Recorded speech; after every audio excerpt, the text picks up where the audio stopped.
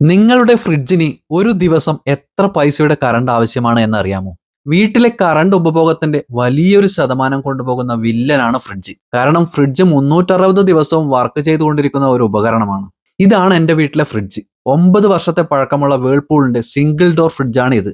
ഇതിൽ സാധനങ്ങൾ കുത്തി നിറയ്ക്കാറില്ലെങ്കിലും അത്യാവശ്യം സാധനങ്ങൾ ഉണ്ട്. ഇതിൽ ഒരു ദിവസം എത്ര പൈസയുടെ കറണ്ട് ഉപയോഗിക്കുന്നു എന്നാണ് ഇന്ന് നോക്കുന്നത്. ഈ ഡിജിറ്റൽ മീറ്റർ വെച്ചാണ് നമ്മൾ ഈ എക്സ്പെരിമെന്റ് ചെയ്യുന്നത്. ആദ്യം ഫ്രിഡ്ജിന്റെ കേബിൾ ഡിസ്കണക്ട് ചെയ്ത് മീറ്ററിന്റെ കേബിൾ പ്ലഗിൽ കണക്ട് ചെയ്തു. ഓൺ ചെയ്തപ്പോൾ നിങ്ങൾക്ക് മീറ്ററിൽ കാണാനാകും 2.62 kWh എന്ന്. ഈ കാണുന്ന റീഡിംഗ് മുമ്പേ ഉപയോഗിച്ചതാണ്. ഇത് നമുക്ക് സീറോയിലേക്ക് മാറ്റാം. ഇപ്പോൾ ഇത് സീറോ ആയി കഴിഞ്ഞു. ഇനി സ്വിച്ച് ഓൺ ചെയ്യാം. ഇപ്പോൾ മീറ്ററിൽ നിങ്ങൾക്ക് കാണാനാകും 92, 93 എന്നൊക്കെ. ഇത് നമ്മുടെ ഫ്രിഡ്ജ് ഉപയോഗിക്കുന്ന പവറാണ്. ഒരു ദിവസം എത്ര ഉപയോഗിച്ചു എന്ന കാര്യം താഴെ ഈ ഓറഞ്ച് ഡിജിറ്റിൽ കാണാം. ഇപ്പോൾ ഇത് സീറോയിലാണ് ഉള്ളത്. സമയം കൂടി നമുക്ക് നോട്ട് ചെയ്യാം. 8:45 PM ആണ് സമയം. അടുത്ത ദിവസത്തിലേക്ക് നമ്മൾ കടക്കുമ്പോൾ 8:44 PM ആണ് സമയം. വൈദ്യുതി ഉപയോഗിച്ചത് നിങ്ങൾക്ക് കാണാനാകും. അത് 0.37 kWh ആണ്. അതായത് ഒരു ദിവസം നമ്മുടെ ഫ്രിഡ്ജ് ഉപയോഗിച്ചിരിക്കുന്നത് 0.37 യൂണിറ്റ് ആണ്.